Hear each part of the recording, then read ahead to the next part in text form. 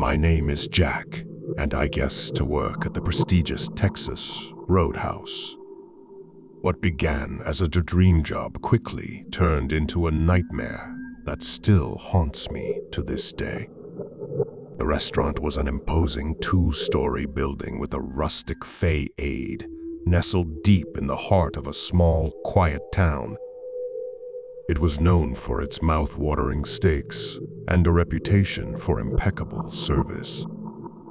I landed the job as a server, and the promise of tips kept me enthusiastic despite my initial jitters. As I walked in on my first day, I was taken aback by the grandeur of the place.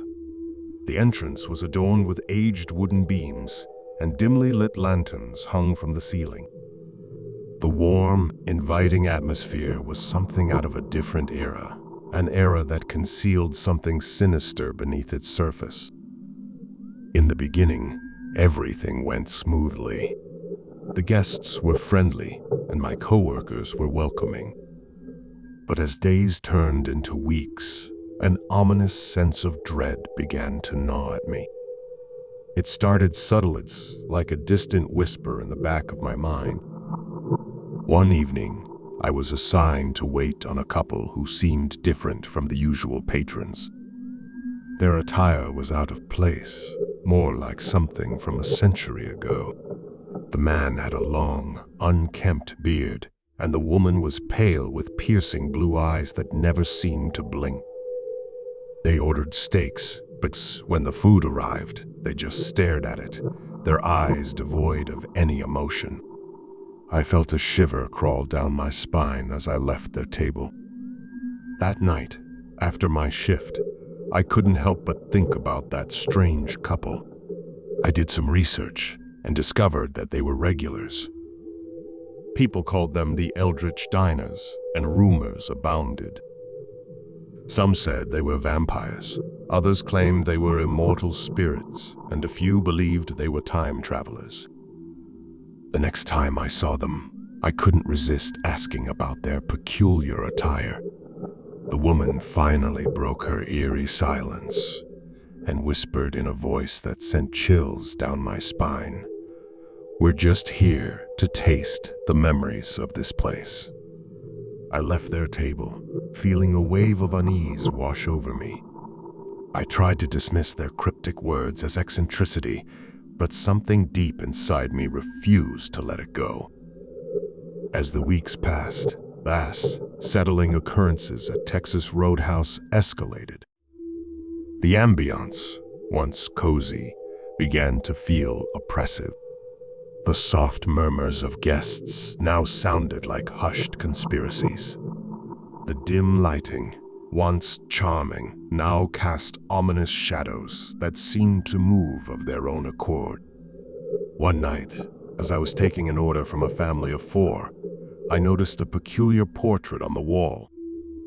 It depicted a group of people who looked like they had just stepped out of the 19th century. They were sitting at a table, savoring their meals, but their faces were twisted in a mix of pleasure and agony. Their eyes bore into mine, and for a moment, it felt like they were beckoning me. I tried to shake off the eerie feeling and continued with my job. But when I returned to the table with their food, the portrait had changed. Now, the people in it were writhing in torment, their faces contorted in pain. I blinked in disbelief, but the image remained unchanged. I rushed back to the family, my heart pounding. "Did you see that?" "The portrait," I stammered, pointing at it. They exchanged puzzled glances before the father replied, "There's nothing there, son. Are you feeling all right?"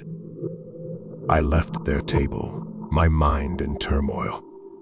Had I imagined it? Was the stress of the job finally getting to me? The nightmares began soon after. I would wake up in a cold sweat, images of the Eldritch Diners and the twisted portrait haunting my sleep. The restaurant's ambiance had seeped into my dreams, and I couldn't escape it.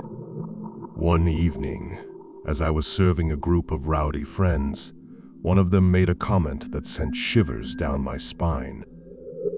"This place gives me the creeps, man. Feels like we're dining in a haunted house." His friends laughed it off, but I couldn't help but agree. The once charming decor had become suffocating, and the air was heavy with a sense of foreboding.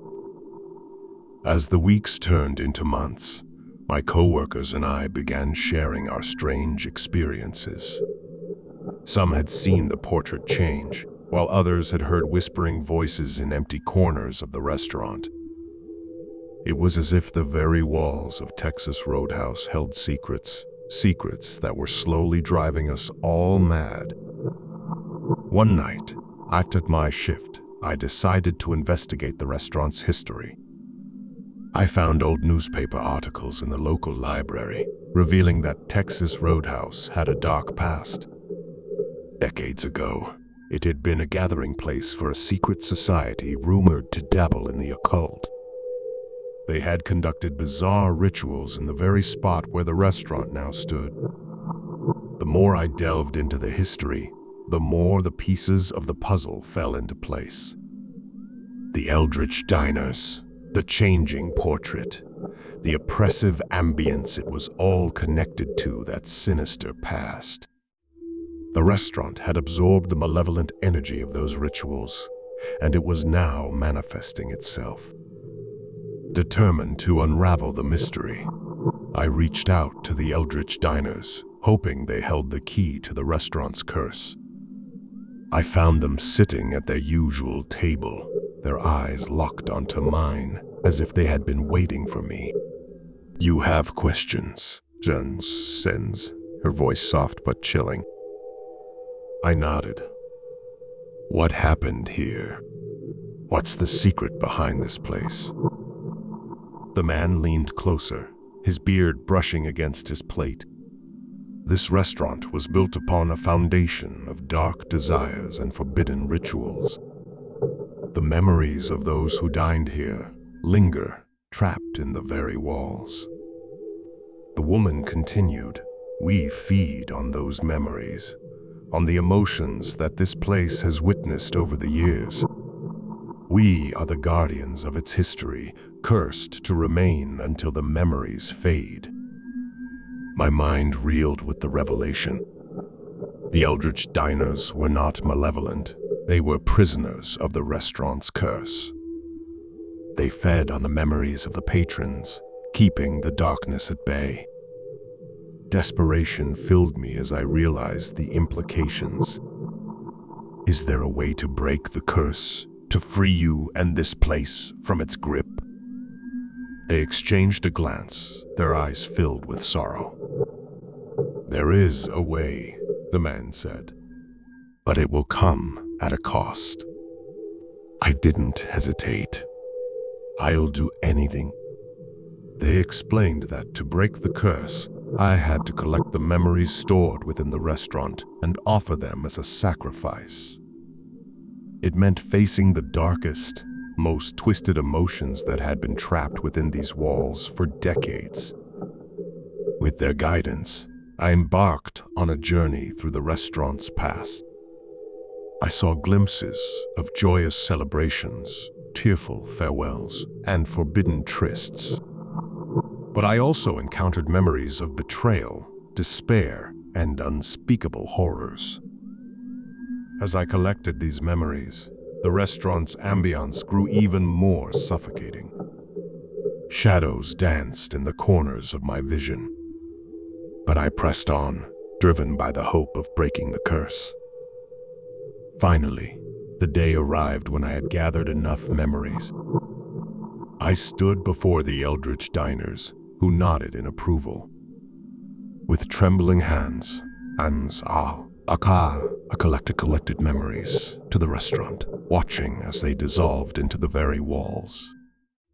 The transformation was instantaneous.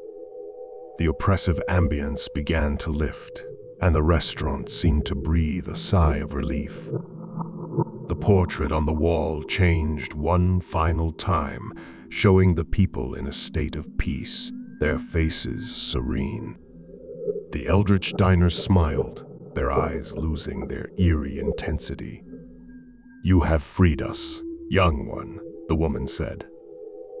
"And in doing so, you have saved this place from its torment." They got up from their table, their attire now fading into modern clothing. As they walked toward the exit, they turned back to me. "Remember, the past should not bind you," the man said. "Move forward, for you have a bright future ahead." With that, they left the restaurant, and I never saw them again. Texas Roadhouse transformed that day. The ambiance became warm and inviting once more, and the sense of dread that had hung in the air vanished. The nightmares ceased, and the restaurant felt like a place of comfort and joy. I continued to work there, but I could never forget the horrors I had witnessed. I knew that the darkness could resurface if we weren't vigilant, but for now, Texas Roadhouse had been freed from its haunting past.